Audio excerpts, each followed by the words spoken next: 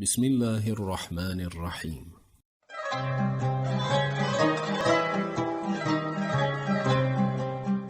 حدیثی رحمت.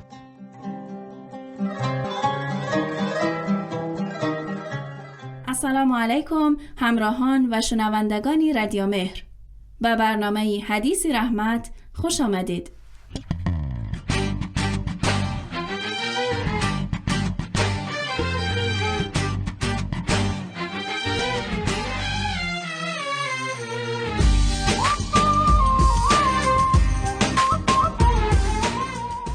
مدینه حیدرزاده هستم و خداوند را بسیار شکر میگویم که توفیق داد تا در این ماهی عزیز بتوانم چند دقیقه را در خدمت شما همراهانی خوبی حدیثی رحمت باشم.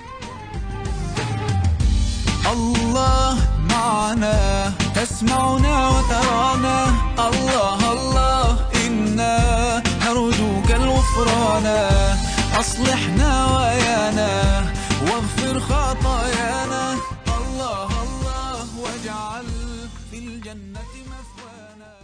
یکی از خاطره های خیلی شیرینه که همه ما از ماهی مبارکی رمضان داریم افطاری رفتن ها و افطاری دادن هاست. اصلا دمی غروب های رمضان حال و هوای خیلی باصفاتری دارد. حتی آماده سازی افطار هم رنگ و بوی خیلی معنوی دارد. و وقت به دست مهمان یک پیاله چای دراز میکنیم مثل اینکه خودمان سیراب میشویم. اللهم لك صمنا اللهم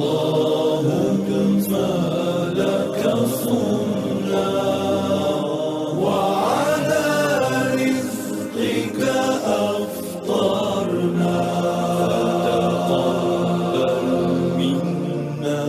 فتقبل منا إنك أنت السميع العليم.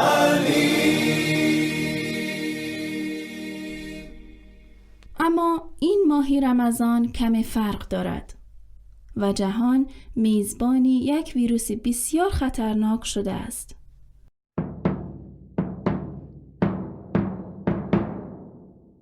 این ویروس با سرعتی خیلی بالا و با بهانه‌های مختلف مهمانی جسم و جان انسان‌ها می شود.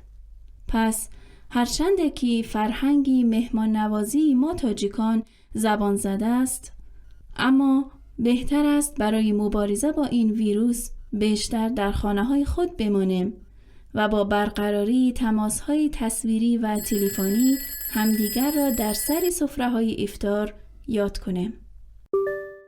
لیکن هرگز راه برای کار خیر بسته نیست و ما در این برنامه برای خیرات کردن یک پیشنهاد داریم که بعد از صحبت‌های دلنشین استاد خدمتتان عرض می‌کنیم. عبد الله بن عمر بن الخطاب داخلا المسجد ثم قال حدثني أبي عمر بن الخطاب قال فأخبرني عن الإيمان قال صلى الله عليه وسلم أن تؤمن بالله وملائكته وكتبه ورسله واليوم الآخر وتؤمن بالقدر خيره وشره قال صدقت.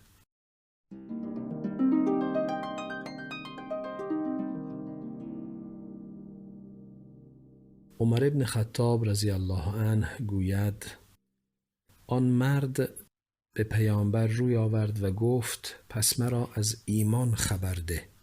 رسول خدا صلی الله علیه و آله و سلم فرمودند ایمان آن است که به خداوند و فرشتگان او، به کتابها و فرستادگان یعنی پیامبران او و به روز واپسین روز قیامت باور داشته باشی و به تقدیر و سرنوشت چه نیک آن و چه بد آن باور کنی.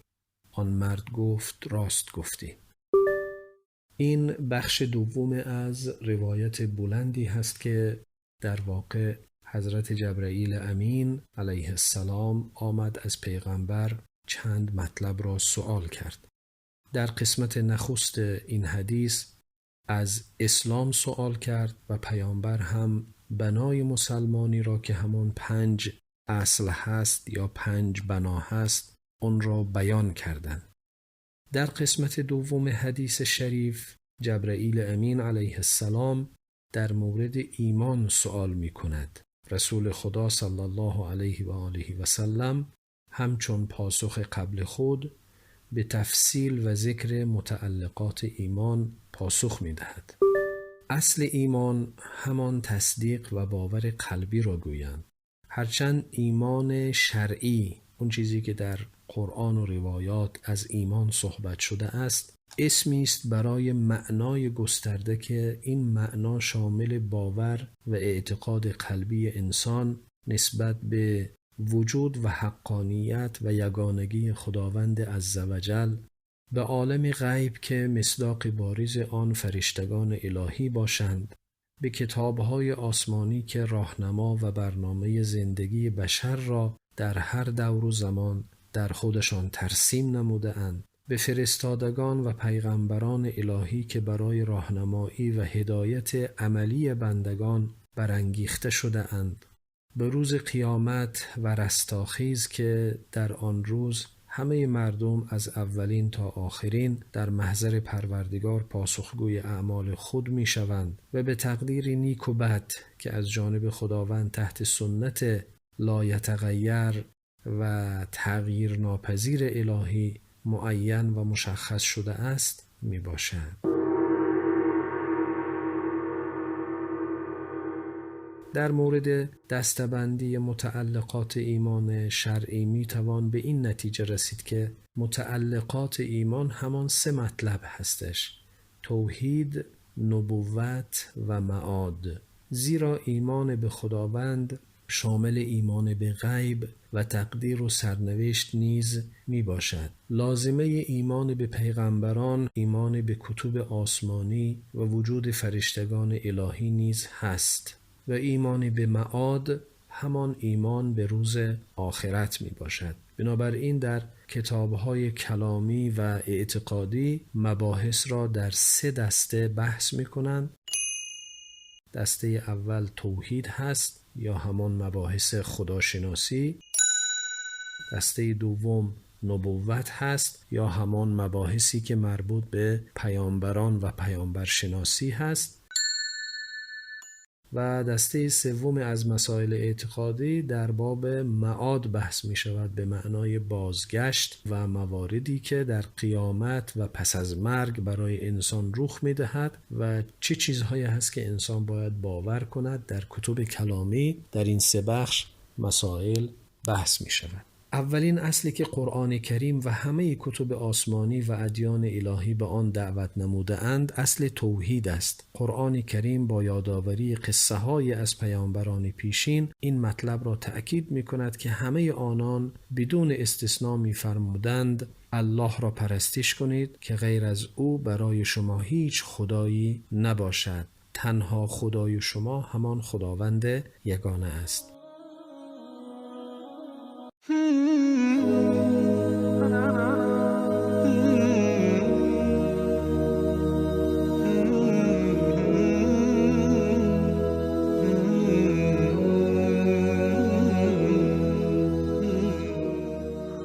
علما در مورد توحید خداوند قائل به مراتب 11 گانه شده اند که از این مراتب 5 مرتبه حد نصاب توحید مسلمانی شناخته شده است.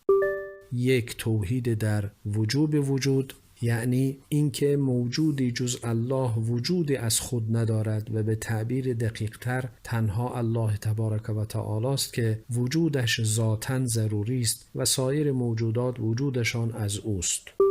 2. توحید در خالقیت، یعنی آفریننده جز الله نیست. 3. توحید در ربوبیت تکوینی، یعنی در تدبیر امور جهان هستی دستاندرکاری جز الله نیست و اما دستاندرکارانی دیگر همه با اذن و اراده الهی در جهان هستی مؤثرند. مرتبه 4 توحید در ربوبیت تشریعی، یعنی جز الله حق فرمان دادن و قانون وضع کردن برای انسانها را کسی دیگری ندارد. و مرتبه 5 توحید در الوهیت و معبودیت، یعنی اعتقاد به این که کسی جز الله سزاوار پرستش نیست. از نظر قرآن کسی موحد است که هم واجب الوجود را منحصر به الله بداند و هم خالق را و هم رب تکوینی را و هم رب تشریعی را و هم اله و معبود را. بنابراین حد نصاب در مراتب توحید همان 5 مرتبه اول است از مراتب 11 گانه. رسیدن به بالاتر از این مراتب بسیار خوب است و انسان باید تلاش کند به آن برسد، اما کسی که کمتر از این مراتب 5 گانه را دارا باشد حتی 4 مرتبه اولیه را هرگز موحد محسوب نمی شود و نمونه و مصداق روشنی که در قرآن راجع به این موضوع داریم ابلیس و شیطان است که او همه 4 مرتبه اولیه را داشت ولی در ربوبیت تشریعی خداوند شک نمود و کافر شد. آنچه که از این بخش حدیث به دست می آید، انسان باید به متعلقات ایمان از قلب خودش باور کند و این باور زمانی برای انسان حاصل می شود که از مجرد تقلید و گرفتن حرف دیگران خودش به مطالعه بپردازد در مورد خداوند، در مورد فرشتگان، در مورد کتاب‌های آسمانی، در مورد خود انبیای الهی، در ارتباط با روز قیامت، در ارتباط با مسائل سرنوشت. انسان باید مطالعه کند و روز به روز ایمانش را از حالت تقلیدی به حالت تحقیقی برساند که خداوند به همه این قدرت را داده و این امکانات را داده است و هر کسی به مقدار توان خودش باید در این مسیر مطالعه کند. ما این که همیشه تأکید داریم که کتاب مطالعه کنیم، یکی از موضوعات مهمی که انسان میتواند در برنامه مطالعاتی خودش قرار بدهد مباحث ایمان هستش و این مسئله بسیار مسئله مهم هست. هر کسی در این مسئله هرچی بیشتر مطالعه کند، هرچی عمیق‌تر فکر بکند، به ایمان تحقیقی و به ایمان حقیقی نزدیکتر خواهد بود و این خود سندی خواهد بود برای رستگاری و موفقیت و پیروزی در 2 عالم. و السلام علیکم و رحمت الله و برکاته. اللهم صل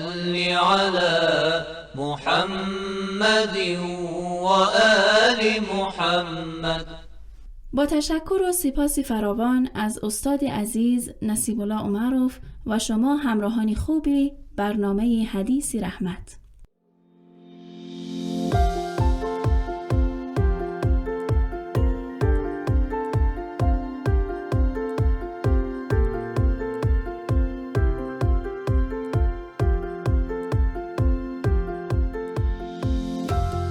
همانطور که پیشتر گفتیم، هیچ وقت راه برای کار خیر بسته نمی شود. در این باره یکی از شنوندگان برایمان نوشتند که عمکم مردی بسیار خوب و خیری است.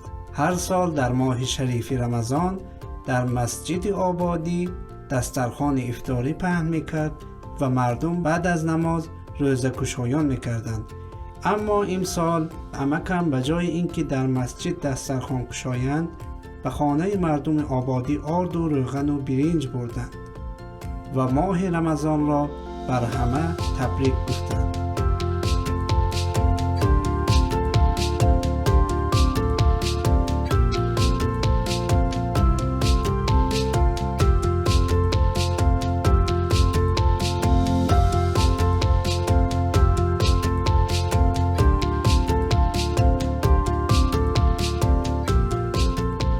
در حقیقت که راهی جایگزین بسیار خوبه برای خیرات کردن انجام دادن.